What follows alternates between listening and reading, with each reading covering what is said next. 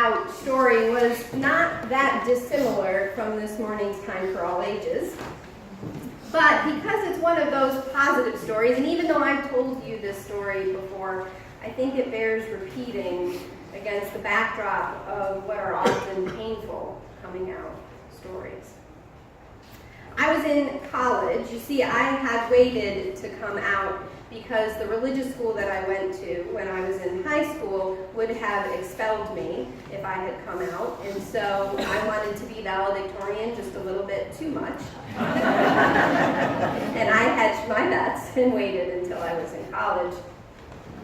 It was an ordinary day. I was sitting in the kind of receptionist area of a tanning salon, waiting for my then girlfriend to finish her tan. I know you don't need to warn me about skin cancer. And so it was a relatively small space, maybe like 4 chairs. The receptionist was there. And I thought, I'll call my mom and ask her if we can get together that weekend for coffee. That seems like an easy way to come home, have a cup of coffee, and talk to my mom. So I called her. Picked up right away, and I explained that I just wanted to come home from school that weekend and talk. What's wrong? Nothing's wrong, Mom. I'm fine. I just want to have some time to talk with you. You need money? No, I don't need money. Are you failing out of school? No, I'm not failing out of school. Can't I just get together with my mom and drive a couple hours to have a cup of coffee?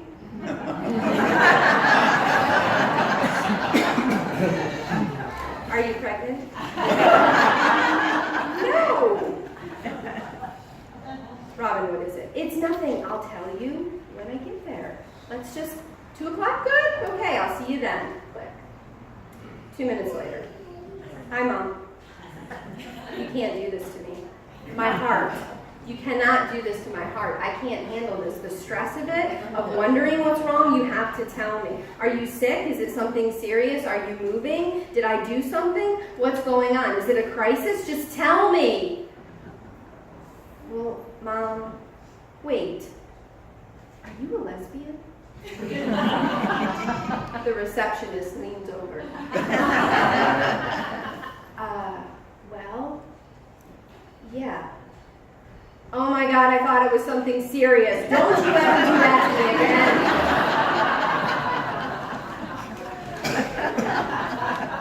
I'm fairly certain I was chastised for being too dramatic. I wish all the experiences I've had across the years or stories I've heard about being a member in the LGBTQ community were quite this delightful.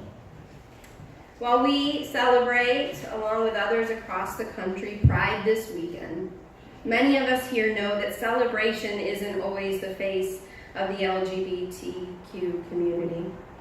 From protests and rallies for our basic rights to fear in the workplace and hurt in our families, much of our time is often spent in working to repair the world in which we live, to make things better, not only for ourselves, but for countless others that live in silence and in pain. I still remember with crystal clarity, like it was yesterday, my first Pride festival. I was living in upstate New York, also in college. It was a big year. 19 years old and fairly terrified. It was a painful time in my town's history. My welcoming Unitarian Universalist congregation had been vandalized, their rainbow flag torn in half. 2 women had been beaten in the city coming out of a gay bar, and windows had been shattered across the LGBTQ affirming shops that had rainbow stickers in their doors. But the Pride Parade was determined to go on, with the usual jubilation and uproar, rainbow streamers and leather-clad motorcyclists and angel wings lifted on shoulders. How many folks have been here to a Pride Parade in your life? It's okay, you can admit it. How many have worn angel wings? No, just kidding. One, maybe. Okay. All right. I felt pretty shaky that day as I arrived in my tie-dye t-shirt and tie-dyed sneakers. But the women of my congregation ushered me in to help in the line. We marched as a congregation together, both with our torn rainbow flag as well as the new one that we were going to put up that very day to replace it. And so we gathered kind of 4 by 4 and readied for the parade, and the parade started moving along. And there we were marching, and my spirit started to feel a little buoyed, a little encouraged by the joy. Until I looked up ahead and saw that as we turned a corner, we were going to be turning into a large group of protesters with megaphones that were utilizing that corner to try to break up the parade. At some point, I don't remember what point, I must have stopped the singing. We were singing Holly Near's Peace that we just sang together, singing for our lives. And at some point, I must have stopped walking. I remember that sense of blood rushing through my ears and panic just kind of hitting my body. One of the older women in the congregation, who looked a little like Tammy Faye Baker and had a gay son. Someday she's going to hear my retelling of this story. She noticed that I'd stopped walking, stopped singing, and that panic had come over me. And a little bit like Dory from Finding Nemo, she put her hand on my shoulder and said, "Just keep singing. Just keep singing." And sure enough, just with the calm of her hands and the mantra, "Just keep singing," I found the tune, I remembered the words, and I started walking onward. As we crossed the corner, someone threw a can of soda overhead, a full can, and it hit the ground, and I remember the popping noise as the can exploded and soda went everywhere. I wanted to stop again. And there she was once more. Just keep singing. Just keep singing. I think that was the moment that, for me, my movement for justice began. Not just justice for the LGBTQ community, but a broader justice movement. It was a moment of realizing that the steps we take today, the world that we imagine today, depends, the future depends upon our ability to just keep singing. In the words of Adrienne Rich, what would it mean to stand on the first page at the end of despair? What would it mean for each of you today to stand on the first page of the end of despair? Flash forward about 8 years later, after my first Pride Parade, when I moved to Charlotte, and I hear about a possible trip to Washington, D.C. to take couples from Charlotte, where there is no marriage equality, to our nation's capital to obtain marriage licenses for same-gender couples. And so I sign up. We go, a United Church of Christ, a synagogue, and a Unitarian Universalist congregation. It sounds like the intro line to a bad joke, but nonetheless, there we were.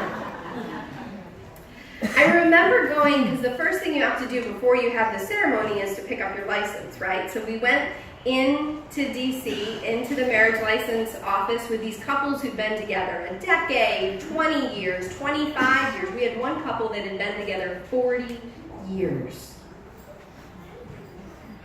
And I have to say that as we walked into that office and the registrar at the desk acted like it was any old Friday, and said, okay, sign there and there.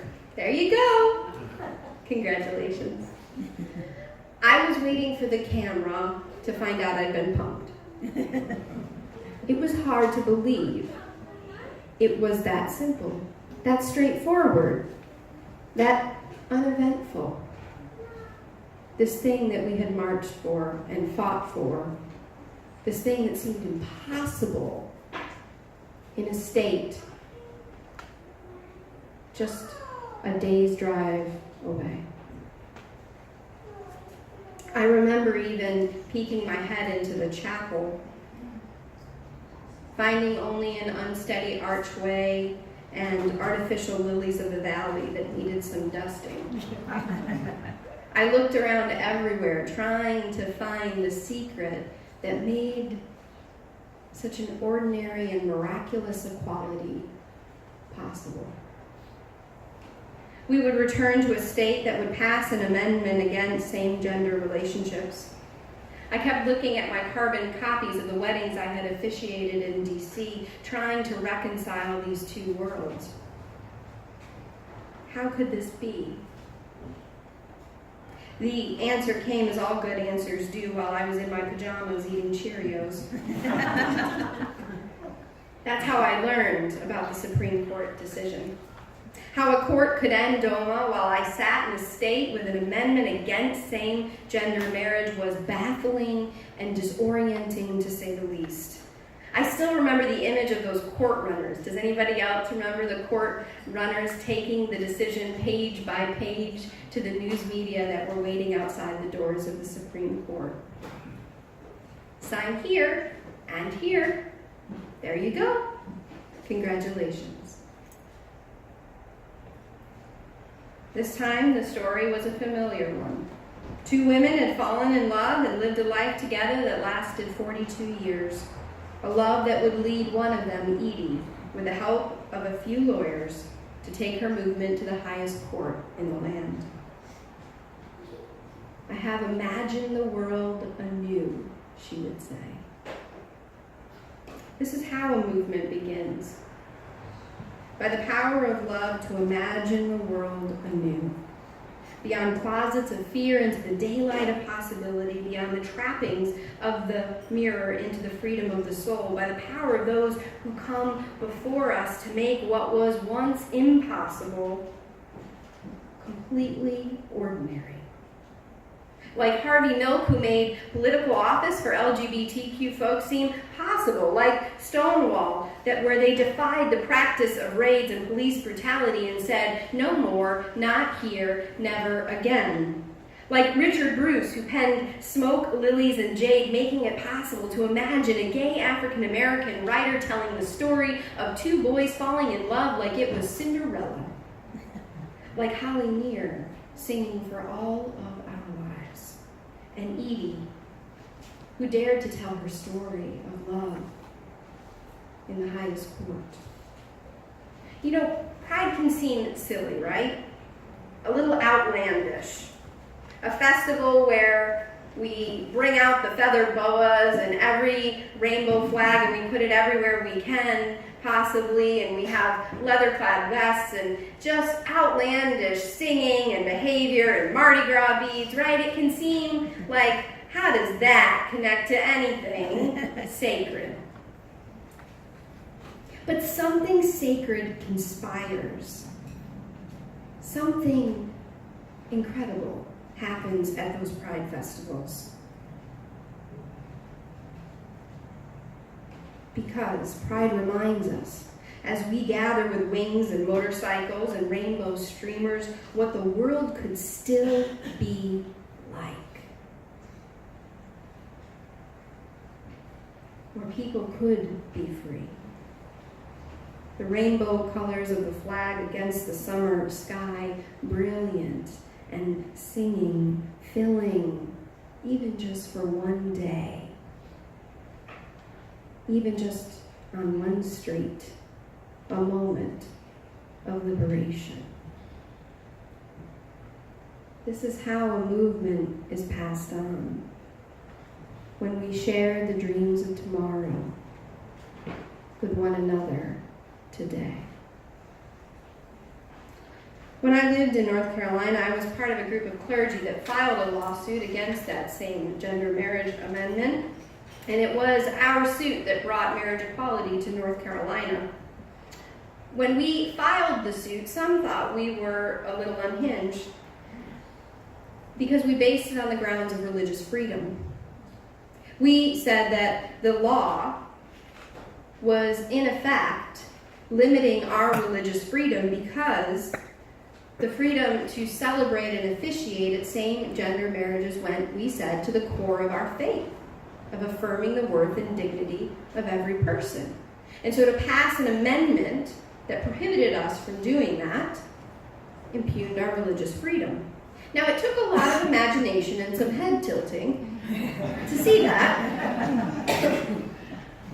But that's how the world gets changed, is through the power of imagining something that is not at the moment possible to be possible. And we won that suit. And so I say to you today, imagination, it's not just empty words or silly dreams. It's 42 years. It's 2 decades. It's 10 years. It's 5 days post-surgery.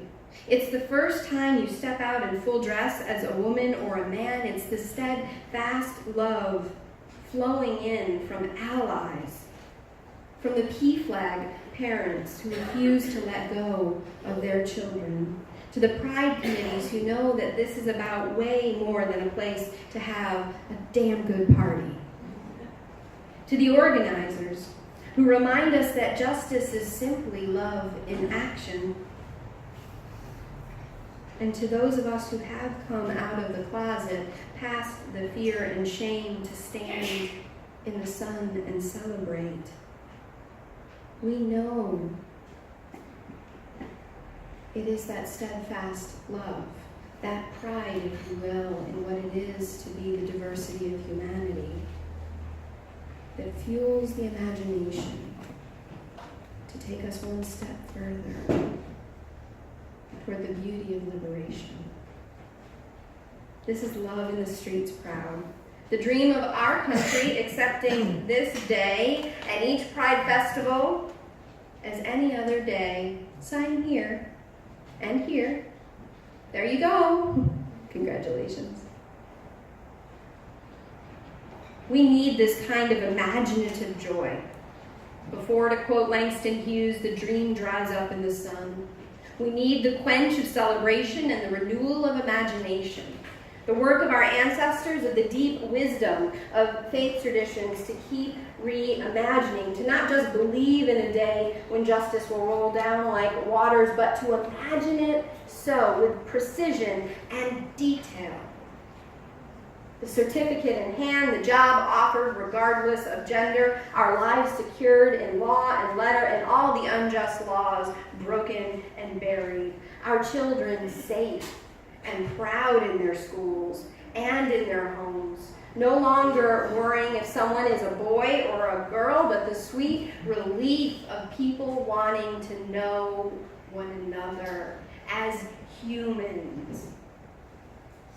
That day is possible, but we have to keep telling the stories of what that day will look like.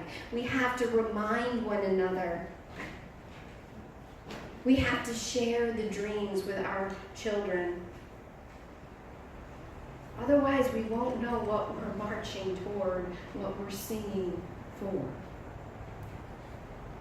So reimagine with me this day, and every day that you're granted breath in your body. Reimagine with me one day, one moment, one Pride weekend at a time, to rejoice and receive the words of the wise ones. Just keep singing. Just keep singing. Singing for our lives. Singing for one another. Singing into being a world not yet known today, but because of our brushstroke and our stories and our songs. A world that yet shall be. Amen. Amen.